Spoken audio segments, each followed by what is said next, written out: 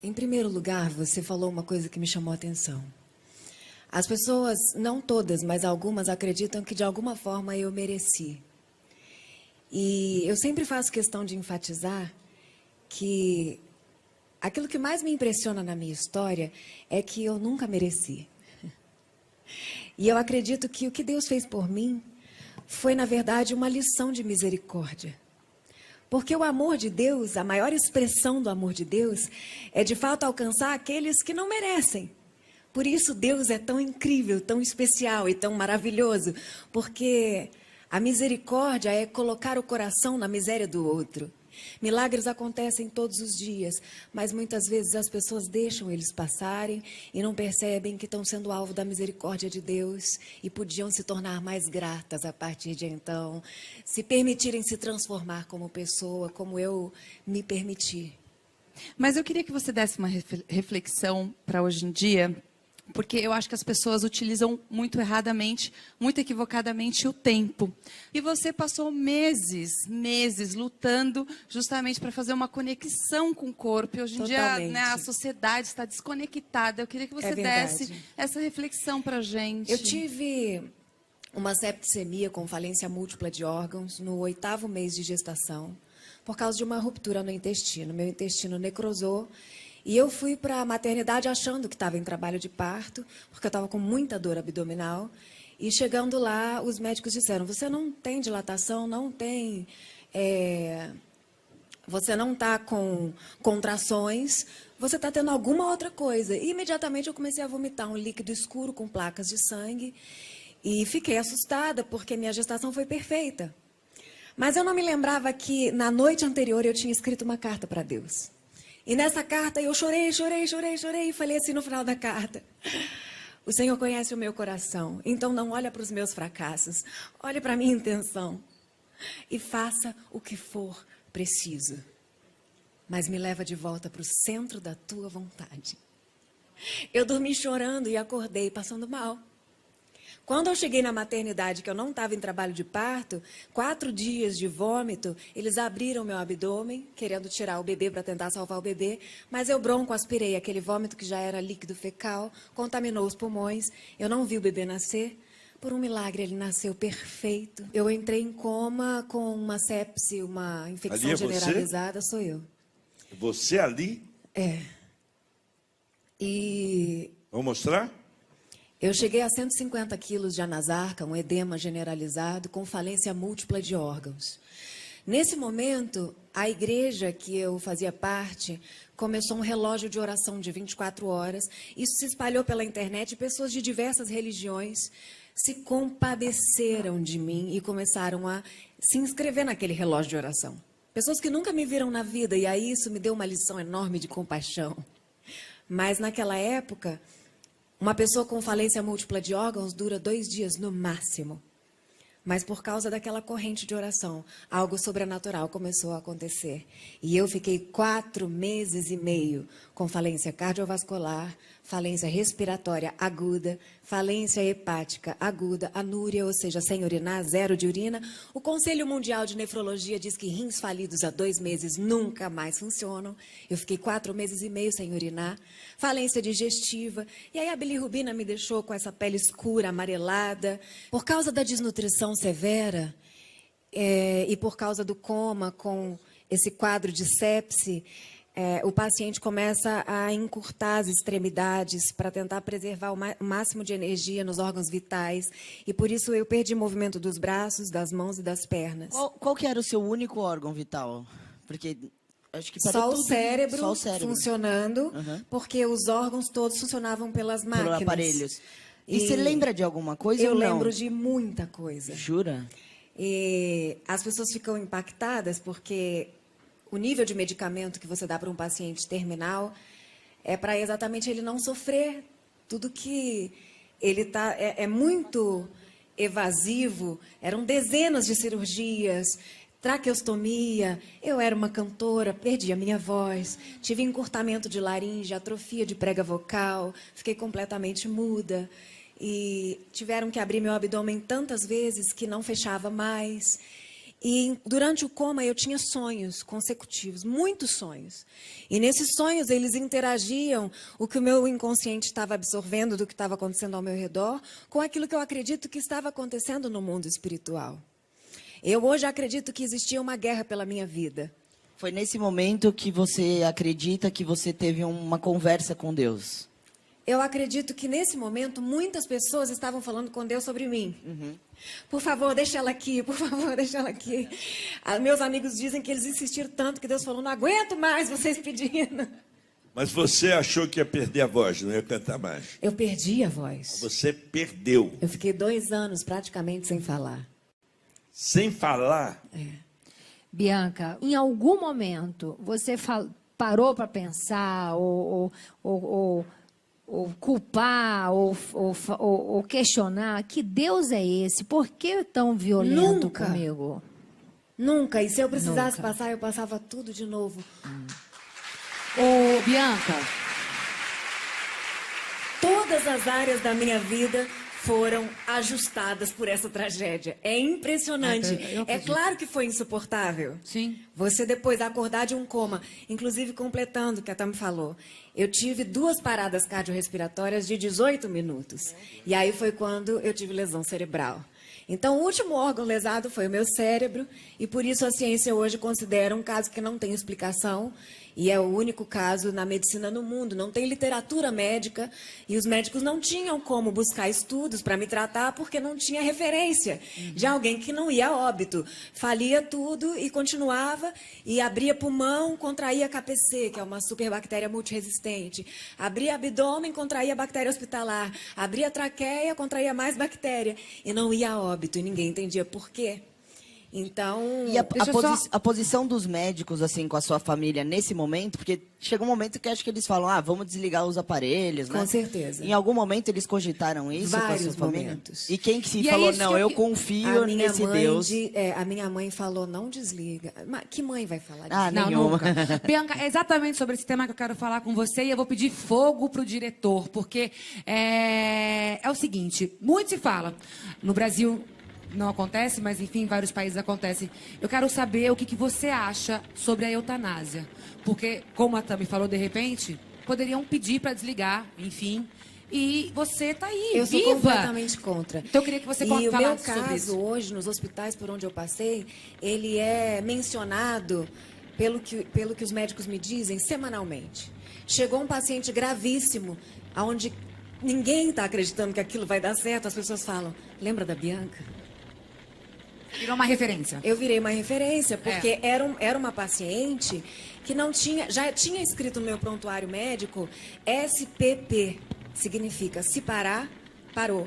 Ô, Bianca, você falou dessa consciência que você tem da raridade, da sua enfermidade. Você acha que isso é a sua missão na Terra? Eu tenho certeza. Até porque se não fosse, eu não suportaria conviver com o que eu passei, concorda?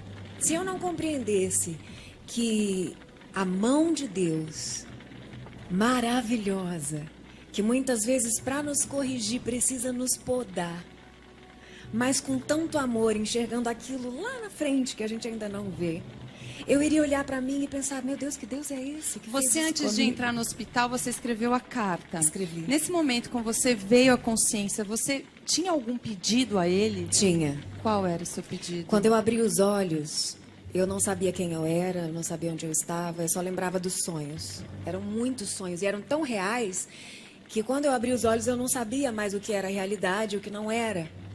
E as pessoas começaram a me contar que eu tinha tido um bebê, mas eu não falava, não me mexia, só mexia as pálpebras. E eles pediam que se fosse sim, eu piscasse 2 vezes, se fosse não, piscasse 1 vez. Eu não tinha coordenação ainda para fazer isso, então eu chorava, e aquela paralisia facial não me deixava nem tentar falar alguma coisa, e eles também não sabiam se eu estava entendendo, porque eu já tinha tido 2 paradas de 18 minutos. Então eles ficavam tentando me contar, me mostrar foto do bebê, me mostrar foto da família, tentar me fazer querer Você voltar. foi ver o nenê depois de quanto tempo? 7 meses. de 7 meses. Mas você não falava ainda. Não. Não. E você consegue traduzir em palavras esse sentimento? Ver seu filho só depois de 7 meses? Mas eu acho que e você não tudo falou- que você viveu naquele momento? Acho que ela não falou o pedido, falou? Não. O pedido que você Ainda não. fazia a Quando Deus. Tanta eu coisa que a gente quer saber. foram acontecendo, tem muitos detalhes incríveis essa história. Porque sua história parece um roteiro de filme. É um roteiro e foi escrito pelas mãos de Deus, você não tenha dúvida. Eu não posso esquecer, porque a gente esquece das coisas muito rápido. Se eu tivesse ressuscitado, me recuperado, me reabilitado, recuperado a minha aparência e falado assim, poxa, agora eu vou curtir a vida, eu nasci de novo. Ia passar um ano, eu não ia me lembrar mais como Deus é maravilhoso. Qual é o valor de um xixi depois de 4 meses sem urinar? Qual é o valor do ar que eu respiro? Porque só quem ficou num respirador mecânico sabe o que é passar por um desmame, que tira aquele respirador e você fica... E eles ficam, olha, a gente tem que ver se você reage, você... Sabe, é uma memória, é uma riqueza de memória que eu não posso perder. Porque eu descobri que a beleza ultrapassa o poder da imagem. Que o valor que nós temos ultrapassa aquilo que nós conquistamos. Porque, diante de uma superbactéria, mais de 3 milhões de reais gastos em antibiótico e não tinha nada que me tirasse daquele CTI. E algumas enfermeiras cantavam canções, cantavam louvores, e eu comecei a me lembrar da minha fé. E então, eu aos poucos fui percebendo que existia uma sinergia entre as pessoas que estavam me cuidando, e eu pensei, no meio desse caos, tem um Deus que está cuidando de mim. Quando eu comecei a perceber esse movimento ao meu redor, e o médico escolhido pelo plano médico foi fazer o curativo no meu abdômen, que era um buraco enorme com os órgãos expostos. E num desses momentos de curativo, o médico chegou bem perto do meu ouvido e falou assim, eu sou o seu cirurgião, eu quero que você fique tranquila, eu conheço a sua história, conheço a sua família, e eu quero que você saiba que eu sou pastor. E a minha igreja está orando por você. Existe uma guerra pela sua vida. E eu quero saber se você está orando. Naquele momento, eu percebi que eu realmente não estava sozinha naquela história toda. E quando ele perguntou, você está orando? A minha construção de raciocínio era lenta por causa da quantidade de sedativos. Eu fiquei pensando, eu preciso orar. Mas é óbvio que eu não sabia que eu tinha falência múltipla de órgãos, que eu tinha um monte de lesões definitivas, que nunca mais meus rins Você iam nem funcionar. imaginava? Eu não imaginava nada, porque não podiam falar perto de mim. Então eu comecei, em pensamento, falar uma frase só, que era assim, Espírito Santo, fica comigo. Eu só consegui dizer isso no meu pensamento. Espírito Santo, fica comigo. O meu respirador desencaixava o tempo todo e eu pensava, será que alguém vai ver que eu estou sem ar? E eu pensava, Espírito Santo, fica comigo. De repente passava um fisioterapeuta, via que eu estava lá, e ele enviava o respirador em mim. E eu creio que a mão de Deus estava conduzindo isso, porque eu precisava estar aqui hoje. E foi a mão de Deus que fez você rever o seu filho, né? Foi a Conhecer mão o seu de Deus filho, porque que você fez pensou. eu rever E meu eu quero filho. esse sentimento que você conte pra gente, como foi ver essa criança. Quando Você em algum eu- momento imaginou não ver o Vitório? Eu não tinha ainda noção de maternidade. Peraí, você se lembrava que Eu não tinha me tido lembrava que estava Vitória? grávida. É, exato. Eu perdi o meu instinto maternal. Eu não sentia nada. Me mostravam as fotos do bebê e eu não... Eu estava voltando de uma guerra. E você ficou quanto tempo? Você ficou quanto tempo? Eu fiquei 2 meses e meio em coma, tendo sonhos consecutivos, e depois mais 2 meses e meio lúcida, sem me mexer e sem falar.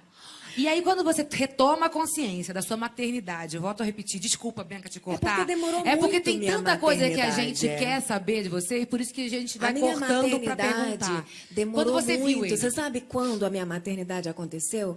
Anos depois de eu conhecer ele. Sim. Eu tive que construir esse sentimento. Mas qual foi o teu primeiro sentimento quando você viu a carinha do seu filho ali? Quando 7 eu meses. vi a carinha dele, eu perguntei para Deus, o que eu tenho que sentir agora? Que coisa, hein, Bianca? Eu nem acredito que eu estou diante de você. Você morreu e voltou. Morri e voltei. Caramba. Eu não sei se você lembra que a minha voz era fininha. Eu fiquei com essa voz grave. Agora você pode... Sedutora. agora Eu pode acredito- até imitar o Nelson espero Gonçalves, que eu né? consiga seduzir o meu marido. Eu acredito todos seu... nós, Vamos lá, Bianca, quem é não que só o estava seu fazendo marido. pergunta? Você Era seduz a você, todos você, nós. você? Eu só Eu acredito tava. que hoje a gente esteja aqui porque a gente tinha que estar e escutar a história Amém. da Bianca. Eu também Amém. acredito muito nisso que você falou, é verdade. Inclusive, me perguntaram isso essa semana. Você acha que você pode ter tido alucinações? Claro que eu acho. Porém, quando você avalia a história no contexto geral e em tudo que aconteceu posteriormente a essas visões, você avalia o nível de coerência entre o que você viu e o que aconteceu e você percebe que existe uma porcentagem de realidade. Realmente existia uma guerra espiritual pela minha vida, porque existe tanta coisa envolvida na missão que hoje eu estou realizando que a gente não faz ideia. Então, são milhares de vidas que hoje são transformadas porque elas descobriram que Deus existe, que Ele está acima da religião e que Ele quer recuperar o irrecuperável. Bianca, a gente falou como tudo aconteceu na tua vida, né? Agora eu quero saber como é que você sai dessa. Bom, O que aconteceu? no dia em que me perguntaram assim, como é que teu pulmão está voltando a funcionar, que a gente não sabe? E as pessoas orando. E hoje já é cientificamente provado o poder da oração. Então, ninguém entendia. Meu pulmão, depois de 4 meses parado, começou a voltar a funcionar. E os médicos, eles são tão frios que a gente perguntava qual a chance de eu me recuperar. Eles diziam, praticamente nenhuma. Meu cabelo vai crescer de novo? Não sei. Meu dente vai cair? Não sei. Quantidade de antibiótico que você tomou? É Não sei. provável. É provável que caia. Então você fica num estado que você fala assim, tá, e... E quando eu perguntei para Deus o que sobrou de mim, eu tive a maior surpresa da minha vida. Eu estava no CTI semi-intensivo, de madrugada, e eu fechei os olhos e pela primeira vez eu tive uma visão. E eu comecei a enxergar oceanos, continentes, países, pequenas tribos, e uma voz como um trovão disse, eu te restaurarei por completo. E eu te levarei em toda a terra para que você diga quem eu sou e o que eu fiz em você. No dia seguinte, aquele médico ateu entrou no meu quarto, bateu na mesa e falou, milagre tem limite. Eu vou colocar um catéter no seu pescoço, você vai para casa e você vai fazer hemodiálise para o resto da vida. As enfermeiras foram trocar minha fralda, tinha 4 litros de urina. Às vezes, assim, se contarem uma coisa dessa, você talvez não acredite, não. Olha aqui, está aqui a presença, a prova, linda, maravilhosa. Viu o filho só depois de 7 meses, lindo, um garoto maravilhoso. Nos meus documentários, eu fiz questão de ter relato dos médicos, ter todos os laudos, porque é claro que existem pessoas que acham que a gente está exagerando, porque é tão impossível, mas é tudo comprovado. E quando eu entendi que a minha missão era levar essa mensagem, eu, como uma pessoa muito racional, eu precisei ser convencida de que realmente Deus tinha me ressuscitado antes de entender que essa era a minha missão. Então, para as pessoas que tiverem curiosidade... Eu quero falar agora sobre, eu gostaria que elas perguntassem sobre hoje, sua vida. Está cantando, vai lá você agora. Eu pesquisando, eu vi que parece que o Neymar acompanhou sua história e viu a sua história e ele saiu de uma depressão inspirado em você. E você leva essa sua história para muitos lugares, como você acabou de falar, que Deus falou, vou te levar em todos os continentes. Como que é esse resgate dessas pessoas hoje em dia? É maravilhoso, para sabe você? por quê? Hoje eu digo para as pessoas que se a fé que te faz crer em Deus não é suficiente para fazer com que você creia que Ele te ama, ela não serve para nada. De que basta acreditar que Deus existe e não crer que Ele me ama. Porque diante dos maiores desafios e dilemas da minha vida, a minha dúvida não é se Deus existe. A minha dúvida é se Ele sabe que eu existo. E depois de tudo isso, a pergunta que Ele me fez foi, agora eu consegui te convencer que eu te amo? Caraca! Bianca precisava de menos. Nem Ô, precisava Bianca. de tudo isso. Fala, Sheila. Ô, Bianca, eu fico até sem graça de tocar nesse assunto, que parece tão pequeno diante de tudo que você tem falado. Mas olhando para você e olhando até o vídeo de antes da sua enfermidade, você está muito mais linda. Você está aqui vaidosa, dá para ver sua trança, preocupação.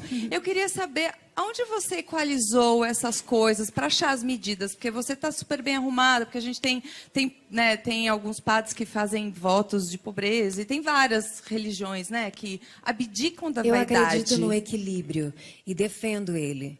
Eu acho que falta saúde na fé das pessoas. Eu acho que falta coerência na fé das pessoas. Hoje eu sou pastora porque eu cuido de uma congregação, eu tenho uma igreja onde eu cuido dela, cuido daquelas pessoas. E também sou missionária porque também viajo o mundo todo. Hoje eu me dedico, e desde que eu comecei a recuperar os movimentos, e nenhuma fono quis me tratar, eu me recuperei de tanto falar e de tanto contar, e achei que nunca mais eu ia cantar. Depois de 3 anos, começou a sair uma notinha ou outra dessa voz contralto que eu tenho agora, e Deus foi me dando canções de gratidão a Ele, e eu comecei a escrever. E, para minha surpresa, a minha história, os meus livros, os meus 4 livros são best-seller, e são histórias que falam do meu coração e as pessoas se identificam, porque elas querem encontrar com um Deus que não é religioso, mas que quer transformar a tua vida de uma maneira completa, em todas as áreas, como Ele fez comigo. E hoje, eu acho que eu saí da superficialidade. Eu uso o meu tempo de uma maneira muito intensa, porque eu não sei se hoje é meu último dia. Naquela noite que eu escrevi aquela carta, eu não sabia que eu ia morrer 3 meses depois, que eu ia no dia seguinte morrer. Então a nossa vida é tão frágil que hoje eu abro mão de muitas futilidades para estudar a palavra de Deus, para descobrir quem Deus realmente é, porque eu entendi que Ele queria relacionar pessoalmente comigo. Cissa. Pegando esse gancho, eu queria que você traçasse um paralelo. Quem era a Bianca antes do ocorrido e quem é a Bianca de hoje? É muito difícil descrever em uma só palavra, até porque eu sou mulher. E mulheres têm dificuldade em sintetizar as coisas. Mas eu era carente e hoje eu não sou mais. Isso eu acho que é um milagre tão grande quanto ressuscitar os meus órgãos. Thumb. Bianca, minha última pergunta é meio, sei lá, Que é todo mundo... fogo? Não, É o quê? é uma coisa acho que todo mundo gostaria de saber, assim, que, sei lá. Enfim, eu não sei por que Deus tem entrado na minha vida, assim, de uma forma muito grande.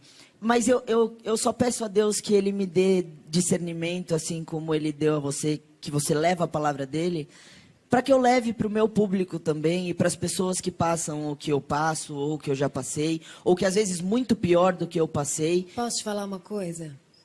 Conta comigo. Obrigada.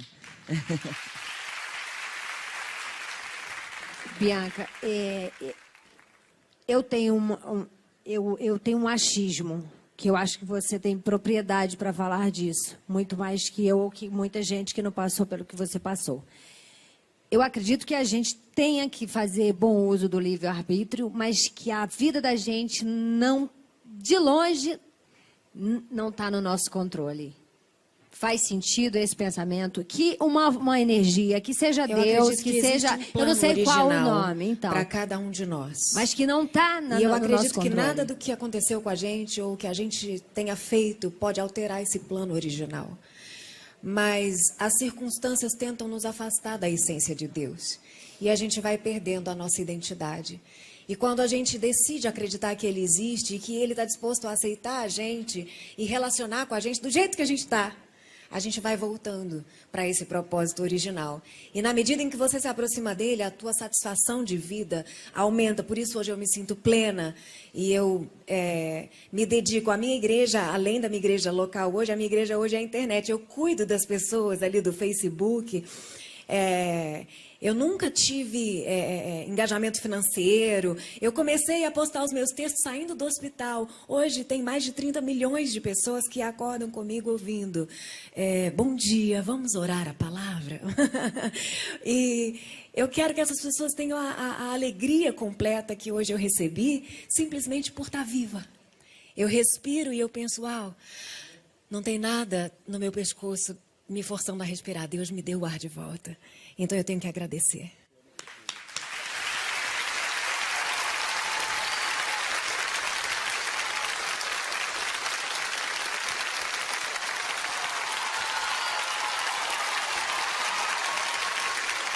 Bianca, brincadeira. Você está casada, ela está teu esposo, não é? É. Está feliz? Muito feliz.